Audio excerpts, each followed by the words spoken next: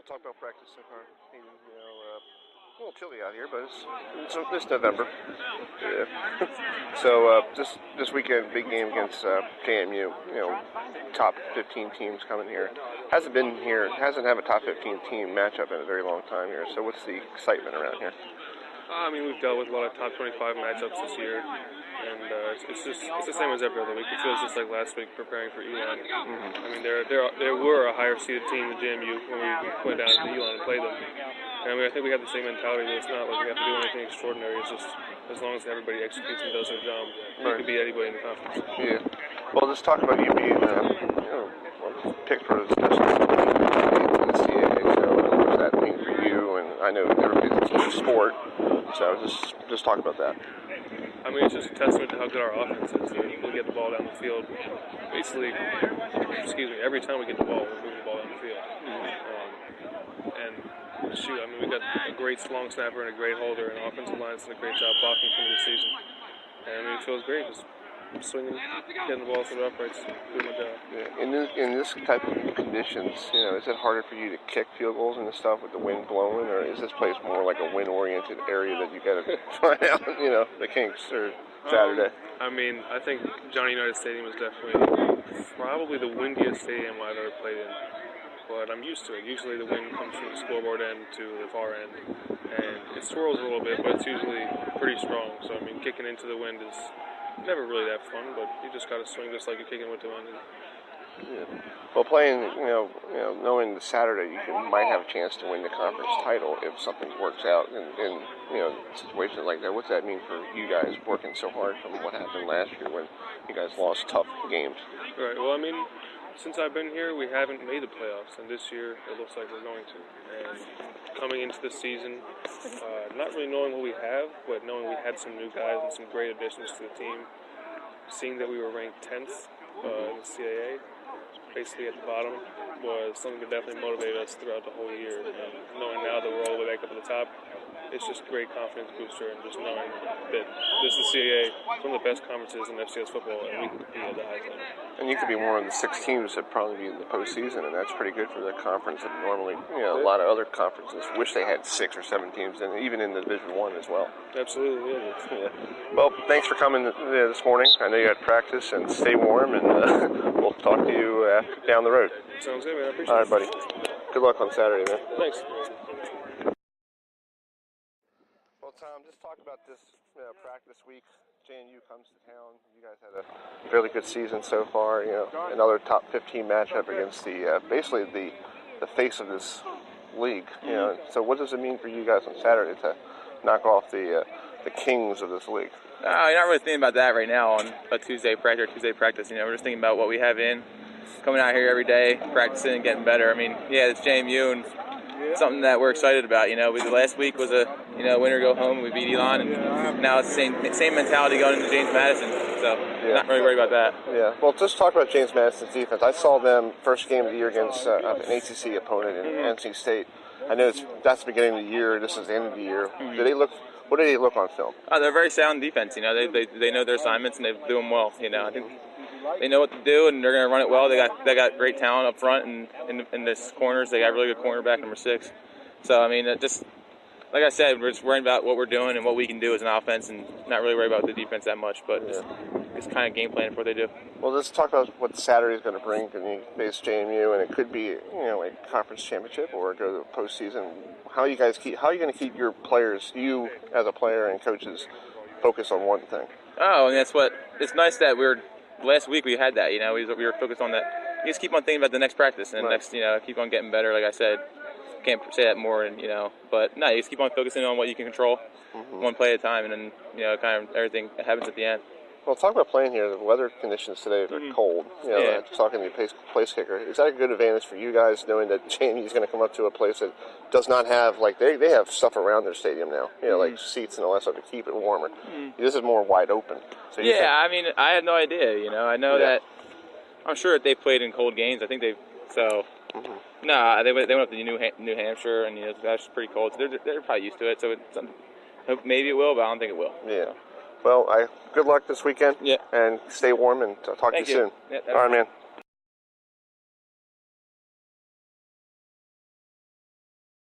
Same question I asked Stain to Tom and your coach and everybody else. Let's talk about this week, knowing that you have the kings of the CAA coming into town, and everybody wants to beat the champs. Yeah. So, how are you guys keeping yourselves focused on just getting the task at hand? I think you said it. Just focus. Focus on ourselves, We control what we want to do. So we got to be prepared for our scheme, their scheme by watching film, and we'll be all right.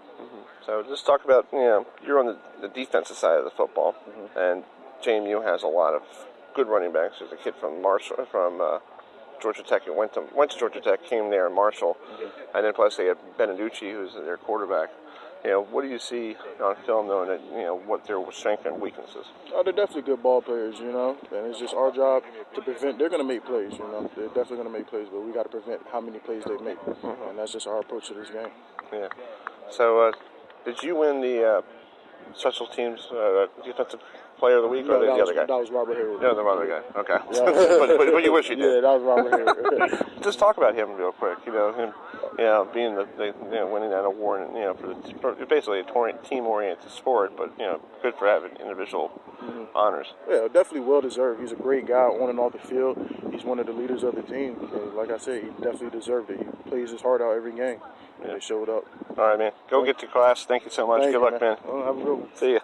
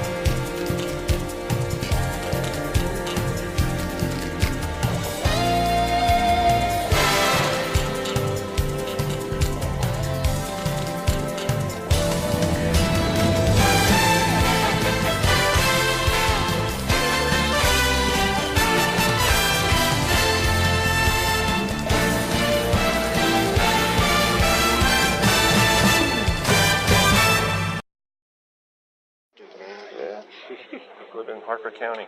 So. Oh, really? Yeah. I live in Baltimore County right now in Essex. Yeah. But I'm over in Cockeysville right now. So. You're on the west side. Yeah, the west side. So just talk about tonight. Tough loss, but you got 5 solo tackles against the Irish. How cold? Yeah, 5 solo tackles. No, it's not.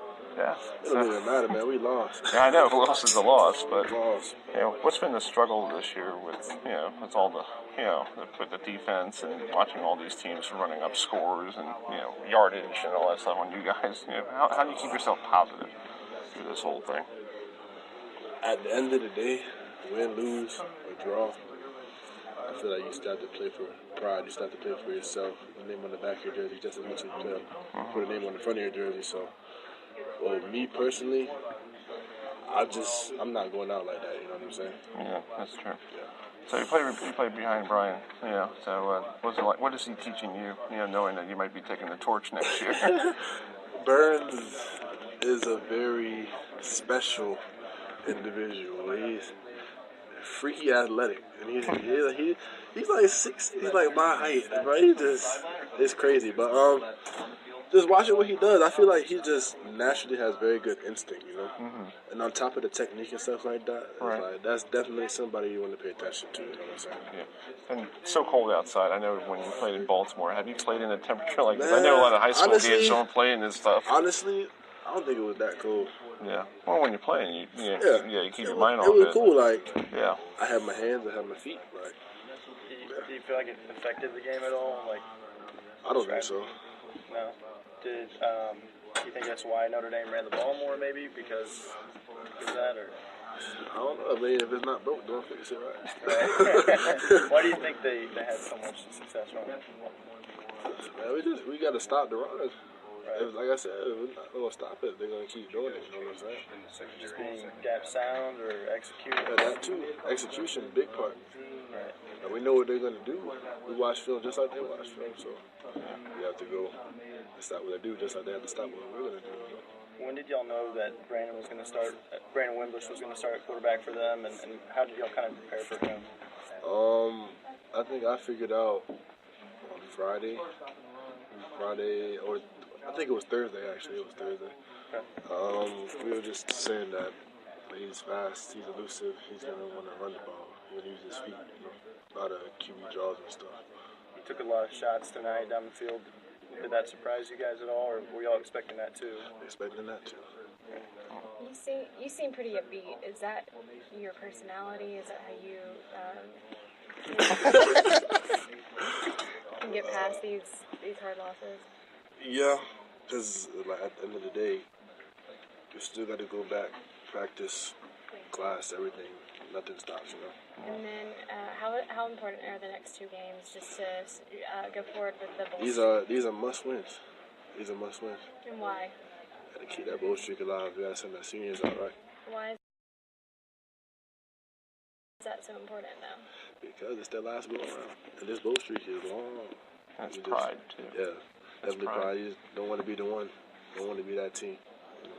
Josh, you guys have given up 40.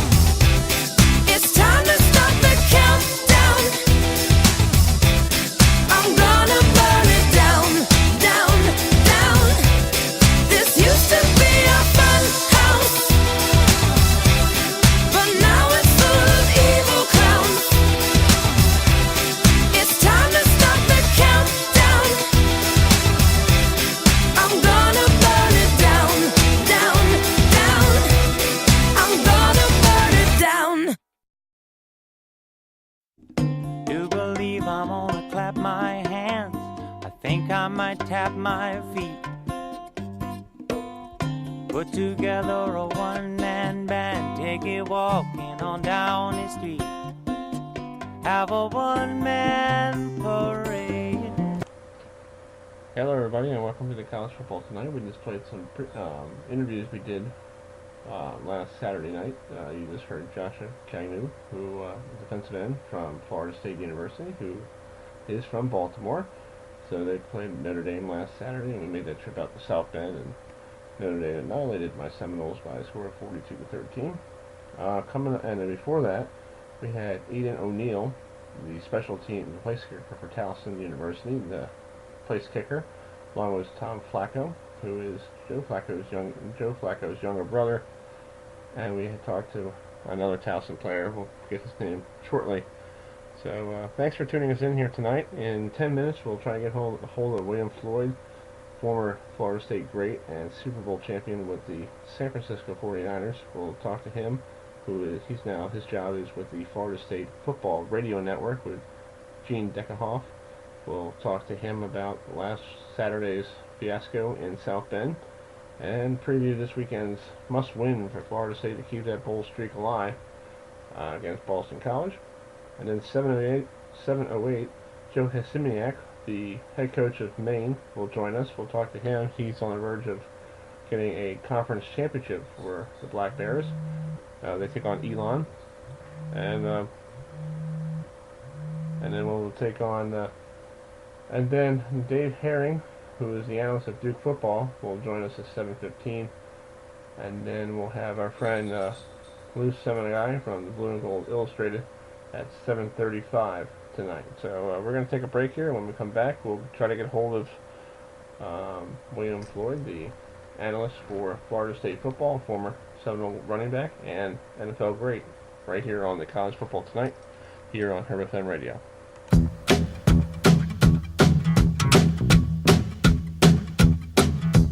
Uptown got its hustlers, the Bowery got its bums. 42nd Street got Big Jim, a Walker, he a bull shooting son of a gun. Yeah, he's big and dumb as a man can come, but he's stronger than a country horse. And when the bad folks all get together at night, you know they all call Big Jim Ball just because.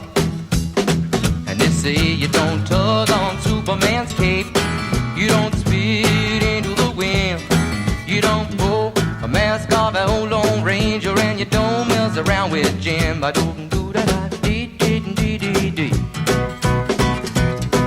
out of South Alabama come a country boy. He said, I'm looking for a man named Jim. I am a bull shooting boy, my name is Willie McCoy, but down at home they call me Slim. Yeah, I'm looking for the king of 42nd Street. He drive on a drop top Cadillac. Last week he took all my money, and it may sound funny, but I come to get my... A little change of plans here. Our good friend Lou Seminagai from the Blue and Gold Illustrated, the Irish in the top three of the college football playoff this week, rolls into New York at Yankee Stadium to play Syracuse. Lou, you just got off the field with Brian Kelly, so first off, is it still cold out there? It's actually balmy out compared to Saturday. So it was mild upper 30s almost here. So that's not like the tropics here right now. But it's supposed to get back to 1 or 2 inches of snow tomorrow. Okay. Well, talk about practice. How was practice this evening with Brian Kelly, and did they speak? Did you get a chance to talk to any of the players? Well, I talked to a few of the players. I mean, practices, Chris, are never open. So I can't ever evaluate something like that. Right. Because once the season begins, everything is closed down. But, it's the same focus that the players have had. They're not getting too high, not too low. They're not really paying attention at all. They know that every game, basically now, is a playoff game. If you win the next 2 games, it's like being in the Sweet 16 right now. You beat Syracuse, you're in the Elite 8. You beat USC, you're in the Final Four. You're going to make the playoff. So, they're in that tournament mode there where it's, I think they look at it as a one and done, so they take it with a very serious approach. I think what they went through last year, or maybe they lost a little bit of focus on November, I think is really helping them tremendously this season. Exactly. Well, let's talk about this game coming up. Let's recap last Saturday's game. Notre Dame came out right away against Florida State up 17-0, and looked like the Noles were trying to get something going, and they couldn't get anything going in that cold condition. So what did you see from that game on Saturday?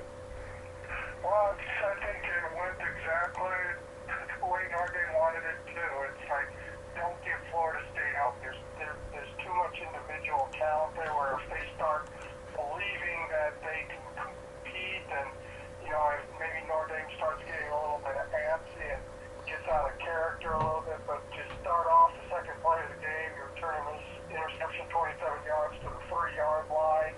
You're up 7-0, pretty much a minute into the game, 17-0 after the first quarter, and they were coasting thereafter, but there was that feeling that they're not coming back. So it went ideally to.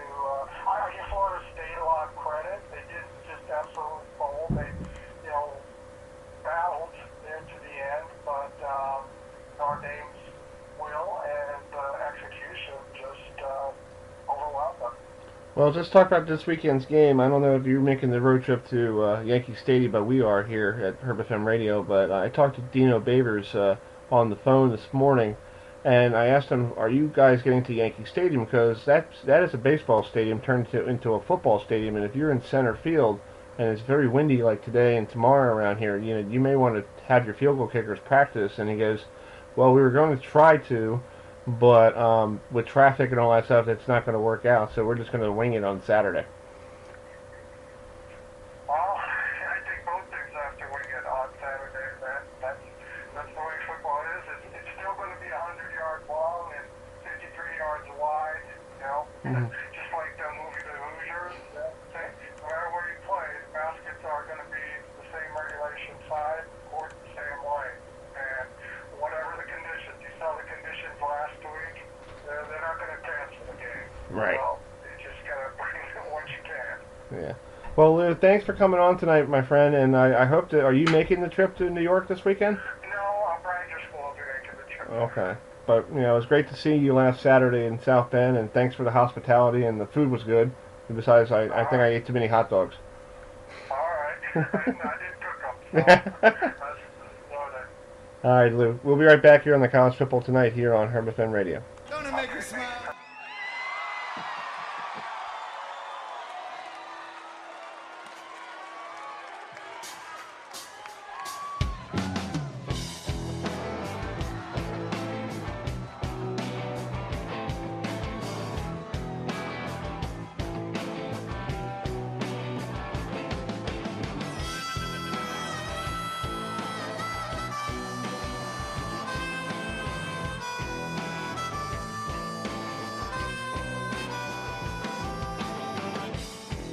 Don't it make you smile? Don't it make you smile? When the sun don't shine, don't it make you smile?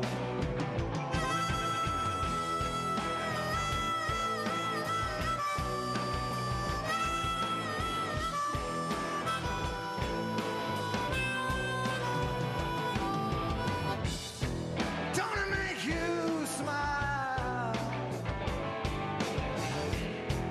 Don't it make you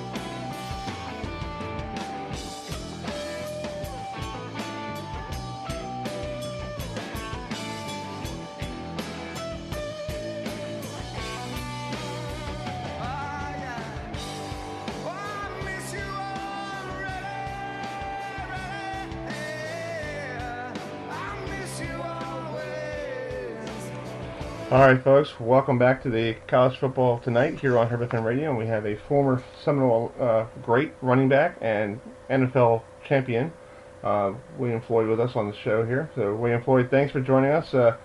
Last weekend, I saw you at South Bend. What went wrong there in South Bend? It seemed like with those turnovers in the first two turnovers of the game, it seemed like Florida State played behind the eight ball. Man, hold on, let me look at my notes. I had a couple of notes I wrote down. I know I was coming on your show, and thanks for having me. But it looks basically like, we lost momentum as soon as the game started. Like you said, we had that fumble that, right near the beginning of the game. And then after that, we were coming in there thinking that we're going against a quarterback that could pass the ball, and he came out there and looked like a Heisman Trophy contender. And then, we couldn't stop the run. And after that, it was just, we didn't do anything offensively. So we definitely, like you said, played behind the eight ball the whole time. Mm-hmm.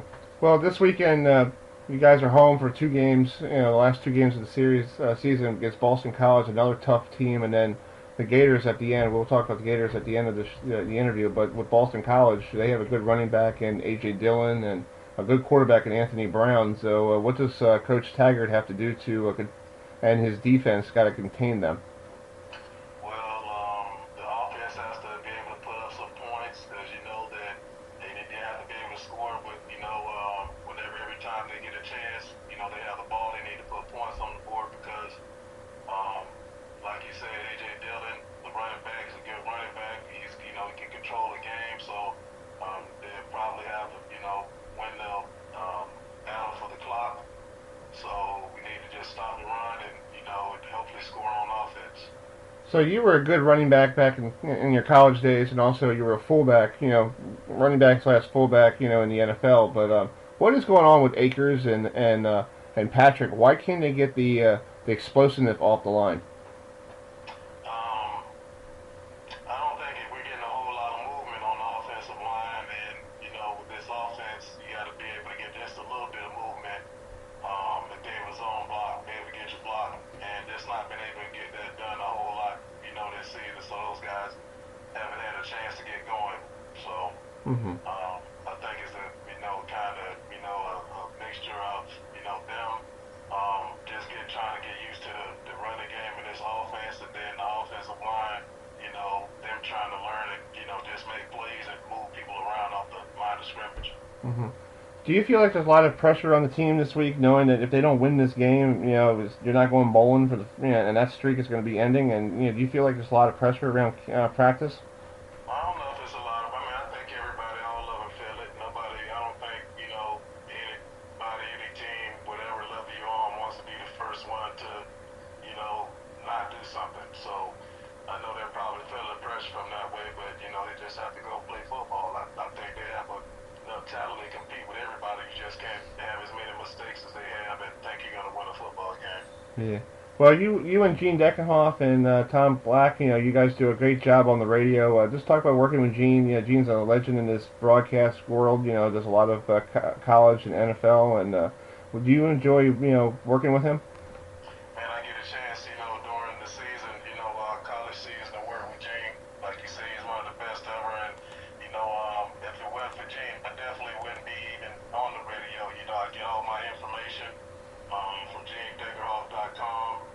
He makes sure I have my notes, I have my keywords, he really takes care of me up there in the booth. So it definitely, I definitely wouldn't be in the booth without Gene, man. I have a lot of different issues with my head, so, I have to make sure somebody's kind of holding my hand, but it's, he makes it a lot of fun and it gets me out of the house. So, yeah, Gene is definitely, I have a lot of fun working with him. Yeah. Well, you were great in Florida State, and plus you won a Super Bowl with the 49ers. So we talked a little bit before that game at Notre Dame. You played a lot, in your Super Bowl championship. You played with a lot of Seminoles, like with Deion Sanders and other players as well. So what was it like winning that Super Bowl with Deion? Man, a lot of fun. I guess when I got to Florida State, Deion was kind of like the big name, and everybody wanted to go to the league and have a good career like him. So everybody kind of looked up to him. So it's kind of fun to be able to win a championship with him, a Super Bowl with him. Yeah. Well, Mr. Floyd, thanks for joining us tonight. I know you're a busy guy. Have a great broadcast on Saturday. You can listen to him on Sirius 111 and XM 193. And if you're not in a car, you can go on the internet and listen to him at 9 on 955. So, thanks for joining me tonight, and have a great weekend. And hopefully, you guys pull out a win. Well, I hope so too. And now I got 2 trivias for you now. All right, go ahead. Trivia for you too. So okay. The last fullback to be taken in the first round. Make sure you put that one down for your listeners. Okay. Yours truly. Okay. Yeah. And then the only player to ever get a concussion in the game, go to the hospital in an ambulance, come back, play in the game, catch a cab back to the game, play in the game, and finish it out. And I want to guess it. I want to guess it's you. It was you. Hey, do I win anything? Do I win anything? Any gifts or anything? Or? No, because I gave you the answer. All right. For your listeners, we'll see what can happen. All right. Well, have a great weekend. Thank you so much. Take care. All right. We'll be right back here on the College Football Tonight.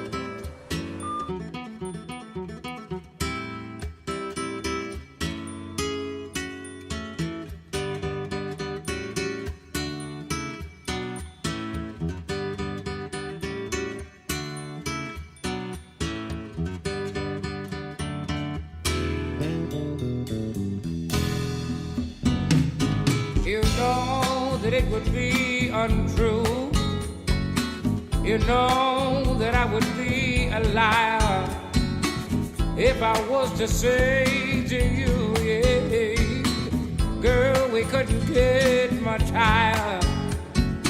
Come on, baby, light my fire. Come on, baby, light my fire. Try to set the night on fire. The time for hesitation's through. There's no time to wallow in the mire. Darling, we could only lose, and our love become a funeral pyre. Come on, baby, light my fire. Come on, baby, light my fire. Try to set the night on fire. All right.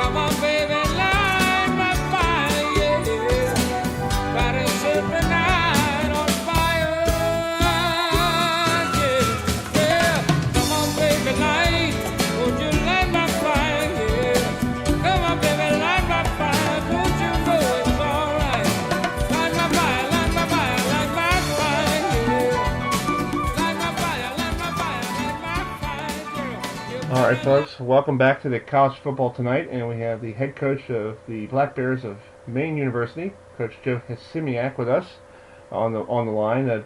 Coach H, how's everything going? How was practice this evening? Good, it was good. We had a good week of practice, and looking forward to this Saturday for sure. Yeah, talk about this game coming up against Elon. You guys are on the verge of getting a conference championship. What's the mood like around there? Is everybody business like usual, or are they all laid back? Well, everybody's pretty ramped up, obviously, with what's at stake Saturday, and great position to be in. And the guys are focused. We had a couple back-to-back good days of practice, and we're just really looking forward to being at home with the chance to win the CAA outright. Yeah, you guys have been on the road a lot this year. So this is probably the 4th game of the year at home.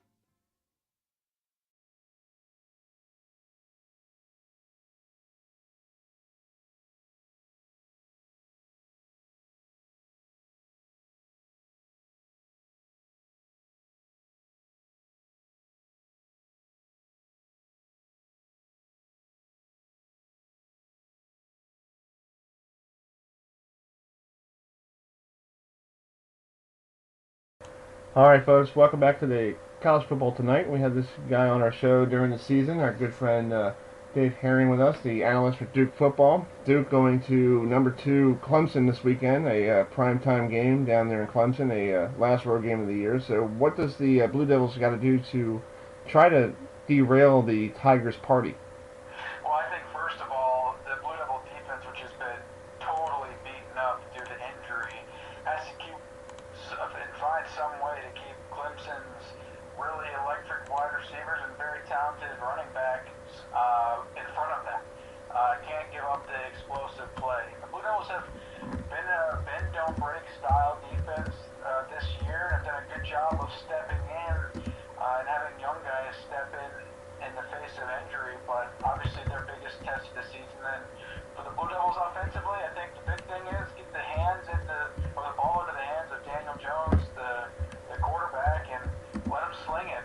Go out there and try to establish some sort of passing game between the wide receivers and the tight ends and running backs as well, which will hopefully take the pressure off of the offensive line up front and maybe get a few yards on the ground here or there. But I think it really comes down to getting Daniel Jones incorporated in the passing game offensively. Yeah, well, I talked to Coach Sweeney this morning, and I said he hasn't looked a lot of film with Daniel in there, this year, because they haven't played each other in so long. But I asked him, can he be an NFL type quarterback, and he basically said, he can be. So that's a good thing. Surprise.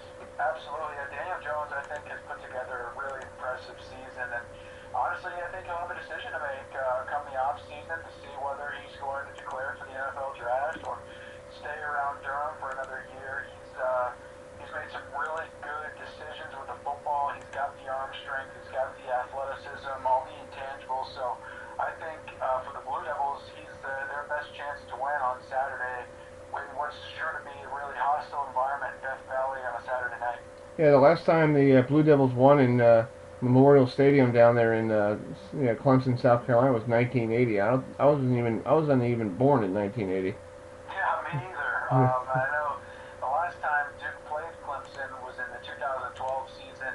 Clemson came to Durham, and it was a tough matchup then, and Clemson's speed on the outside really made the difference. They had a lot of really good ball carriers, and Taj Rising, did a good job of spreading the football out and getting it to those guys. Yeah. Well, let's talk about Trevor Lawrence. What do you see getting ready for that game? Because he's one of those freshman quarterbacks that at this time last year he was still in high school. Yeah, Trevor Lawrence, man, what an impressive year already. 19 touchdowns, over 1,800 yards as a true freshman. You talk about having all the physical traits. Trevor Lawrence is what you draw up. 6'6", 215, and he's so poised in the pocket. Going on the road last week, first time playing north of Virginia in his entire life on the road in Boston College. I thought he was really collected and made, again, really good decisions, but goodness, his arm strength to get the ball at just about any point on the football field puts a lot of pressure on the defense and on the secondary especially. Well, last weekend you guys played North Carolina. How crazy was that game? Because it seems like you guys were up, and all of a sudden North Carolina came back and made it within 7. So how crazy was that? It's always a good game, Chris, when you look at the Duke-North Carolina rivalry, obviously starting on the hardwood, but the football version of it has been really exciting the past couple of years. The Blue Devils knew that they were going to have to play good football to get the victory, and North Carolina, hungry for a victory with only one on the season, pulled out just about all the stops, and Duke, I wouldn't say fortunate to come away with a victory. I think they did play better top to bottom than the Tar Heels did, but certainly wasn't an easy one for Duke. Yeah. Well, let's talk about the teams 7-3, 3-3 in the ACC.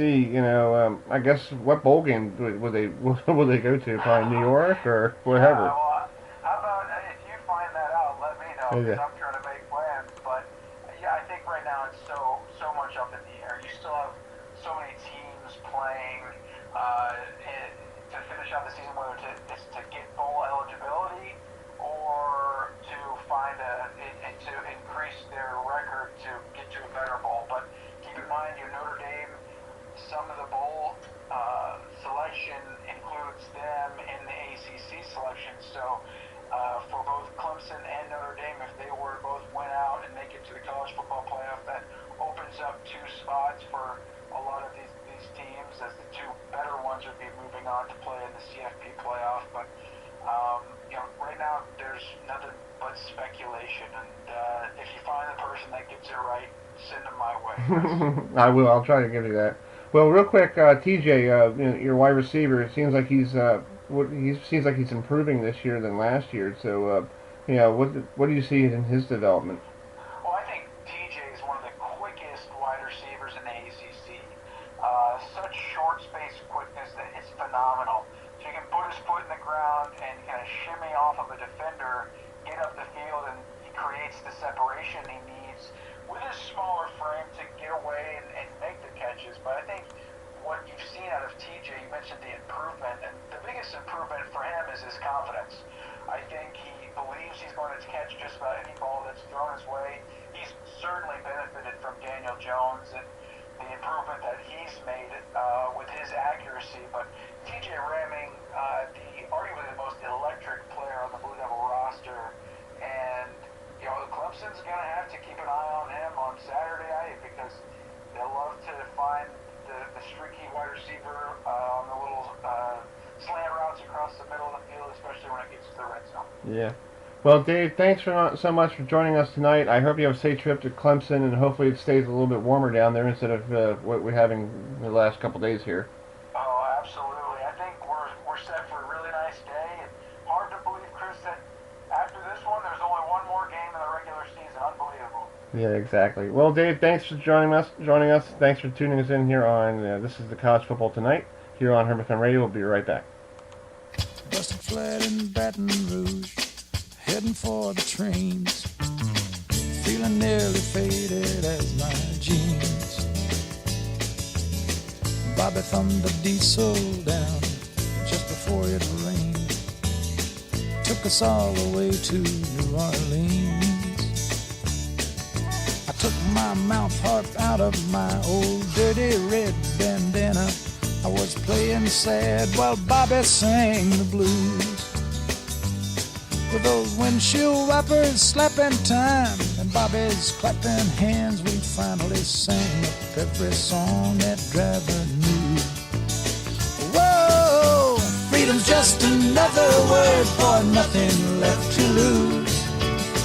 Nothing ain't worth nothing, but it's free. Whoa, feeling good was easy, Lord, when Bobby